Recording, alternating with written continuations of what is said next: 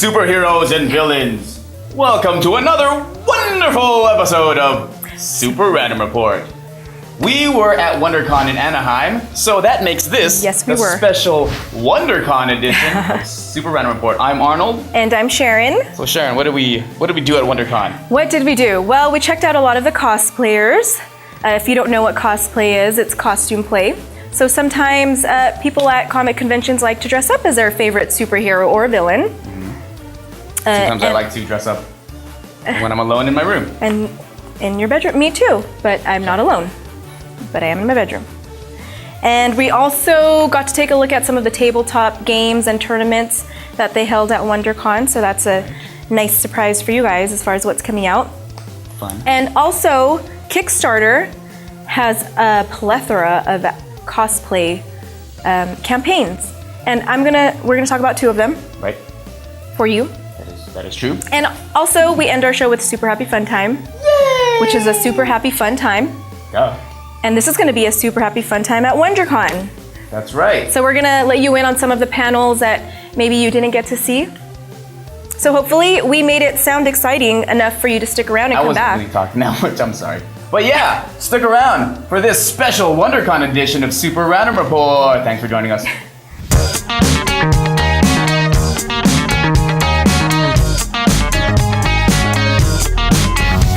Hey, what's going on? It's Super Random Report. Arnold and Sharon here at Wondercon. It's a wonderful time to be had by all. Hey, how you doing? How are you enjoying the comic convention so far? Wondercon, it's wonderful, isn't it? Yes, it's super wonderful. Right. Hey, how are you doing? How are you enjoying Wondercon so far? I love it. Oh, see? Everyone thinks it's a wonderful time, right? It's a wonderful time. What is your favorite part? What have you seen so far that you really enjoyed? Walking the floor is the best part. Yeah. Nice little brisk stroll around the arena floor. All day. Yeah, that's what I've been doing. Cool. Enjoy yourself. Thank you. Arnold has a way with women. He makes them run away screaming or awkwardly talk to him. The first girl literally screamed and ran away. The first girl you asked how is Wondercon? That's a typical reaction. There's a Oblivion spaceship, Tom Cruise. So yeah, let's take a walk with us and let's see what's up here at wonderful Wondercon, Anaheim, right? Yes.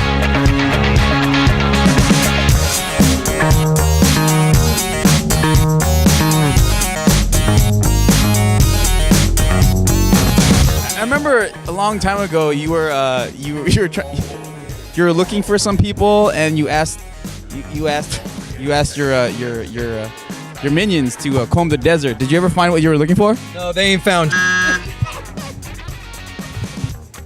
Was I taking it to literal? I mean, he asked me to comb the desert, so we're combing it, right? But no, we didn't find anything. We did run into yogurt though, and you know I hate yogurt. Especially strawberry right here.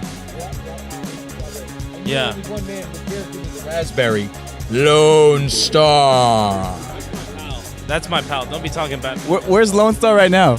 I lost him. It was only following him, and then Lone Star disappeared. Lone Star and Vespa are together now, and you know he doesn't get to go out and play with the boys anymore because you know Vespa's got him on lockdown. So we recruited Barf to the dark side of Schwartz. Yeah, it was a dark day, but I'm okay with it now. Well, hopefully you guys can be reunited. So is it true what they say about your helmet? Like the bigger the helmet, the bigger the Schwartz, or? Nobody has a bigger Schwartz than me. And I bet this girl gives great helmet. No comeback, it's true. No comment. We're here at WonderCon. It's the second year, and we graciously get to interview Tony Kim, geek extraordinaire and blogger. So tell us a little bit about your experience so far with conventions. Well, you know, I love conventions, and I mean, I'm very fortunate because I feel like I get a chance to visit different kinds of conventions, not only San Diego and WonderCon, but be able to travel to St. Louis and Portland and a few other different shows. And, you know, I'm just really amazed with just the con culture, how it's just exploded in the past few years. And I think just less than 10 years ago, no one even knew what a comic convention was. And now every weekend of in some city across America, there's a comic convention. So it's awesome. So you've personally been involved with comic conventions. What has your role been in the past? Yeah. One of the most exciting thing about the whole rise of comic conventions, but the coolest thing was that a few years ago, I just thought to myself, I was working my job and I loved it, but I thought, you know what, I love this place and I love comic conventions, and my dream was to work for a comic convention. So I was fortunate enough to, a couple years back, to work with the San Diego Comic-Con, and we put on the Wondercon show and Ape in San Francisco. And it was an incredible experience to be able to do that. And from that time, I actually left Comic-Con, but I've been able to do some freelance work for Wizard World, and to be able to travel with that show some, and to help with basically the management of that show. And so, I get a chance to just be with my geeks and to be with my geek family on a regular basis. And yeah, it's a great experience because you get to work with a lot of great creators and a lot of great writers and authors, a lot of great cosplayers.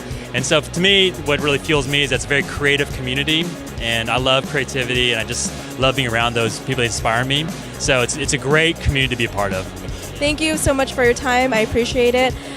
What's the web address of your blog so we can, all of you can check it out? You can follow me at www.crazy4comiccon.com, or on Twitter at crazy4comiccon on Twitter. Pretty easy to know.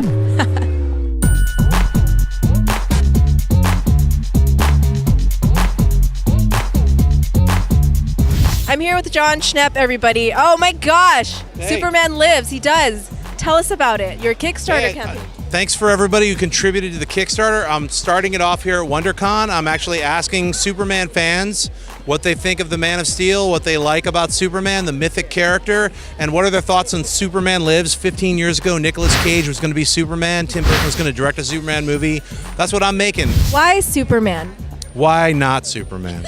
I love Batman, but you know what, to be honest with you, like this Superman movie that Tim Burton was going to make, all the artwork that was just coming out online, it just really intrigued me, and I really wanted to see a cosmic sci-fi Superman, and that's what this would have been. It would have had Brainiac and all these other crazy characters in it, so... Thank you, Jon Schnepp. I took voiceover classes and acting classes just in case. All right, let me hear you be a squid creature. Oh. Hold on. All right. What kind? All right, wait. Now let me hear you. You are a rock monster from the planet Gurgle. That was good, though. Really, You didn't right? take voiceover. All right. Wait. took one. Here you go. All right, you're about to get fired from voiceover. Could I do like a regular? You could be a regular person. I want you to be like, I'm at a drive-through and I'm about to order a giant shake and you're out of shakes. So, yeah, let me get one of them like chocolate shakes, please. Oh.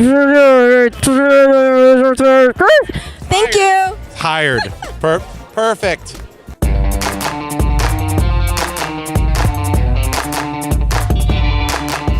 Hello, sir. How are you doing? I'm doing well. How are you? I'm fine. So I see you have multiple influences for your costume today. Can you tell us a little bit about that and why you chose to do this?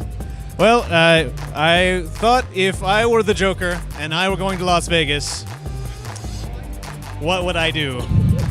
And I figured I would have done Celine Dion. That's just me, though. it was, I thought about a Chippendales thing, but then, I would have to paint my whole body white, and that wouldn't have been good for anybody, so... How does a Joker Elvis sound when he sings? Probably somewhere in between. So, bright light city, gonna set my soul on the fire. See, that was a little bit of Elvis, a little bit of Joker. Little halfway in between. I liked it. That was a good job. Threatening to take over from inside. Well, Joker Elvis, thank you very much. What was your name, by the way? Rogue. You find a bunch of crazy, well-known celebrities here at WonderCon, and I just ran into this little guy. Sorry, I didn't mean to call you little. How are you doing today, R2? I'm sorry I'm holding the mic to your crotch, but I hope you don't feel uncomfortable. So what have you been doing on your off time? I know it's been a while.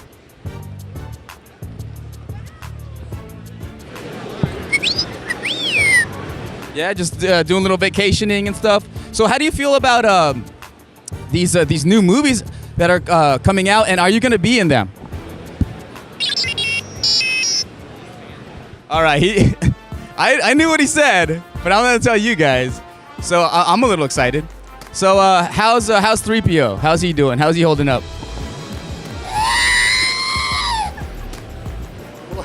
Oh yeah, that needs to be censored as well. How have you been enjoying the WonderCon so far?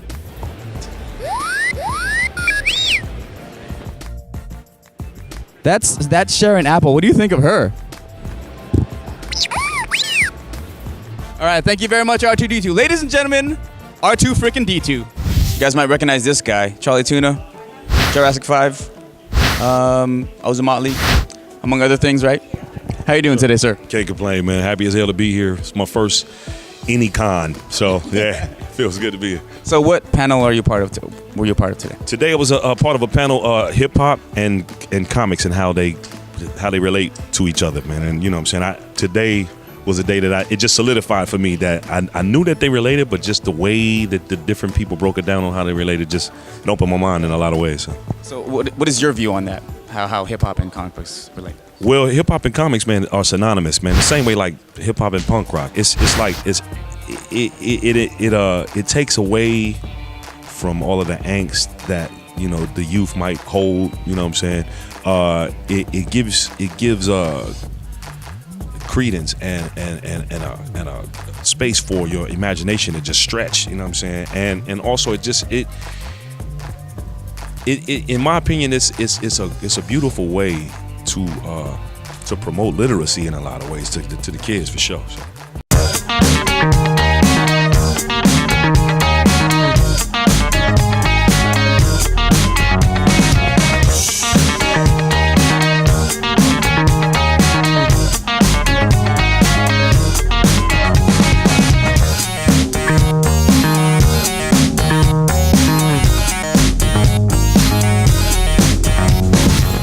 Wondercon, and I caught up with Whilce Portacio again.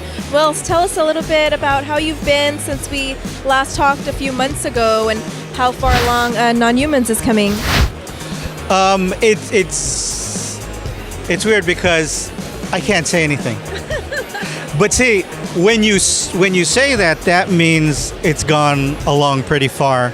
One of the only things I can say is that. See, my writer, I think I said it before, my writer, Glenn Brunswick, he's a screenwriter. He wrote the screenplay to a movie called Frequencies with Dennis Quaid talking to his dead son on a shortwave. Well, he knows a lot of people, and so we actually have some named producers actually been talking with us from the second issue. We've graduated from our younger years, like of image of, hey, this is cool, this is what I'd like to do, or this is what I think is cool, or I think this is what's going to be hot, and let's just put something quickly together and do it. Now we're older, we're getting more serious. When you first read Non-Humans, you see that instantly that it's this much bigger world that can relate to a lot of things, and those things, especially in today's climate of where like Avatar has hit the $1 billion mark, and The Hobbit is close to that. Everybody wants now really big, huge, serious movies and storylines, and hopefully this might go along that way.